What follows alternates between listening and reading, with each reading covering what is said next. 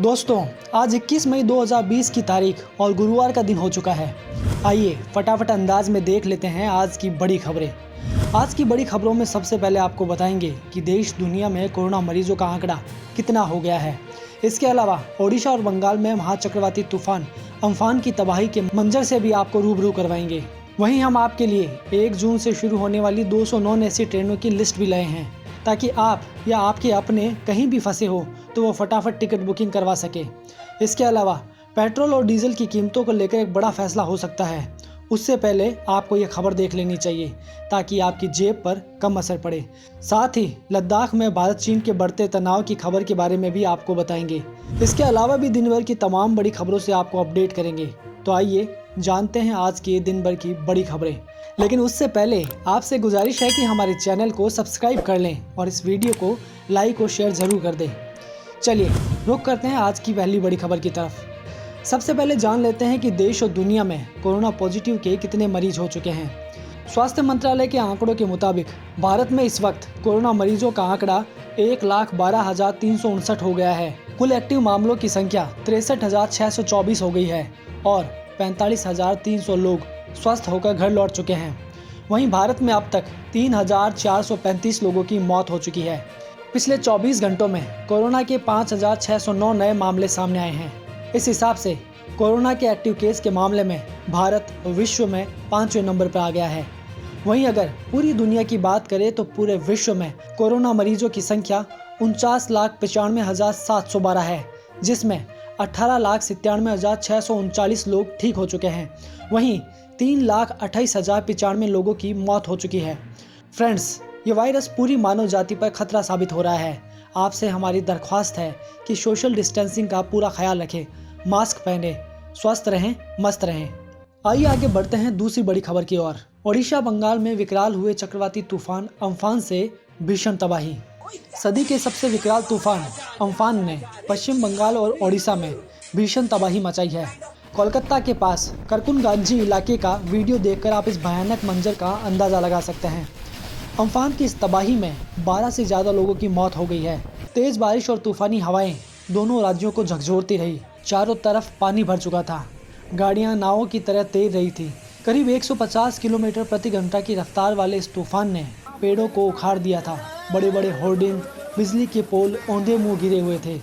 यहाँ तक कि हावड़ा ब्रिज भी दिखना बंद हो गया था।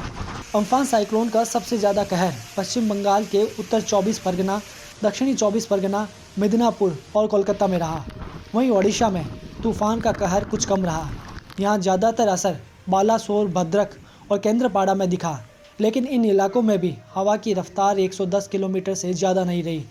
वैसे आपको बता दें कि बंगाल और ओडिशा में करीब 6.5 लाख लोग पहले से ही सुरक्षित निकाले जा चुके हैं। तूफान की चपेट में आने वालों की मदद के लिए एनडीआरएफ और अर्धसैनिक बल भी तैनात थे। चलिए देखते हैं तीसरी बड़ी खबर। बिहार में भी दिखने लगा है महाचक्रवाती तूफान अम्फान का असर। बंगाल और ओडिशा में तबाही मचाने के बाद अब चक्रवाती तूफान अम्फान का असर बिहार में भी दिखने लगा है। बिहार के उत्तरी इलाकों में कई ज़िलों में मौसम ने करवट ले ली है। कहीं बादल छाए हुए हैं तो कहीं तेज़ हवाएं चलने लगी है। अम्फान साइक्लोन का असर लगभग बिहार के सभी ज़िलों में भी दिखने लगा है। मौसम विभाग ने 2 दिन पहले ही अम्फान को लेकर बिहार में अलर्ट जारी कर दिया था। मौसम विभाग का पूर्वानुमान है कि अम्फान का असर बुधवार से 3 दिनों तक उत्तर बिहार में देखने को मिलेगा। हालांकि बिहार में पहुंचते पहुंचते अम्फान काफ़ी कमज़ोर हो जाएगा। ये साइक्लोन बिहार के 20 जिलों को प्रभावित करेगा। जो ज़िले तूफान से प्रभावित होंगे उनमें मुजफ्फरपुर, दरभंगा, मधुबनी, समस्तीपुर, सुपौल, वैशाली, शेखपुरा, पटना, सहरसा, पूर्णिया, नवादा, गया, मुंगेर, मधेपुरा, किशनगंज, कटिहार, जमुई, अररिया, बांका और बेगूसराय शामिल है।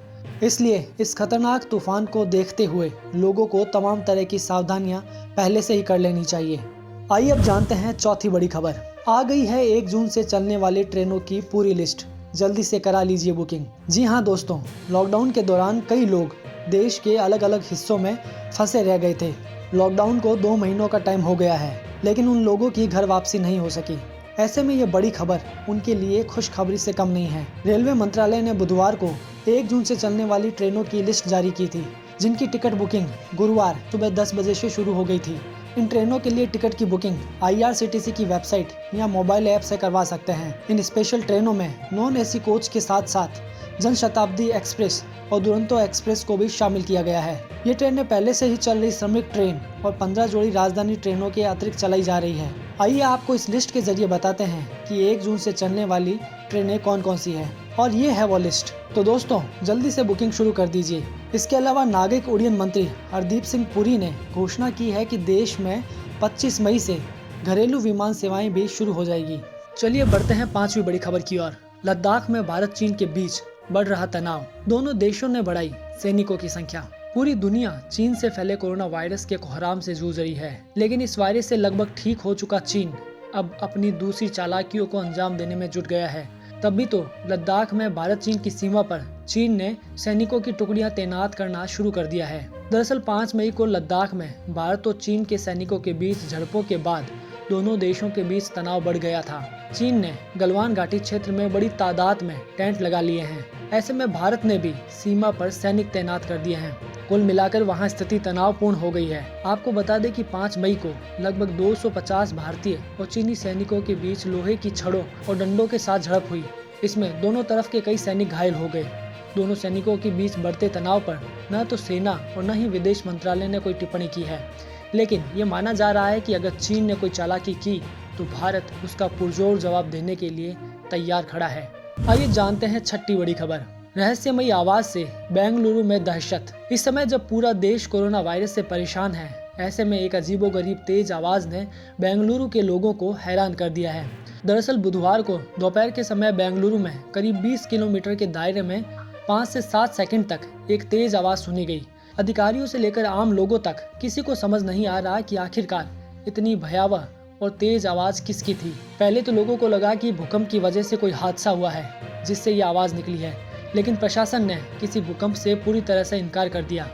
जहां से ये आवाज आई है वो ईस्ट बेंगलुरु का हिस्सा बताया जा रहा है। अधिकारियों ने वायुसेना और HAL कंपनी से भी संपर्क किया, जिनके जवाब का इंतजार किया जा रहा है। कुछ लोगों का कहना है कि ये आवाज एलियन की हो सकती है, लेकिन इस पर फिलहाल किसी के पास कोई पुख्ता प्रमाण नहीं है। 7वीं बड़ी खबर। पेट्रोल डीजल की कीमतों को लेकर आने वाला है बड़ा फैसला। दोस्तों अगले महीने से पेट्रोल डीजल की कीमतों को लेकर जल्द ही बड़ा फैसला हो सकता है। घरेलू डिमांड में आई तेजी के बाद ऑयल मार्केटिंग कंपनियां डायनामिक प्राइसिंग फिर से शुरू करने की तैयारियां कर रही हैं। सूत्रों से मिली जानकारी के मुताबिक HPCL, BPCL और IOC इसे जल्द लागू कर सकती है। ऐसे में सस्ते क्रूड ऑयल का फायदा ग्राहकों को नहीं मिल पाएगा, जिससे अब तेजी का भार उठाना पड़ सकता है। आपको बता दें कि डायनामिक प्राइसिंग फार्मूला 16 मार्च से बंद है।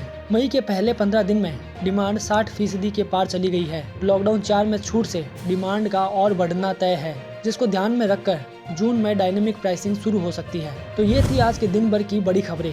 आपकी इन खबरों पर क्या प्रतिक्रिया है? अपनी राय हमें कमेंट करके ज़रूर बताएं। और हाँ, ऐसी और खबरें पाते रहने के लिए हमारे चैनल को सब्सक्राइब करना ना भूलें।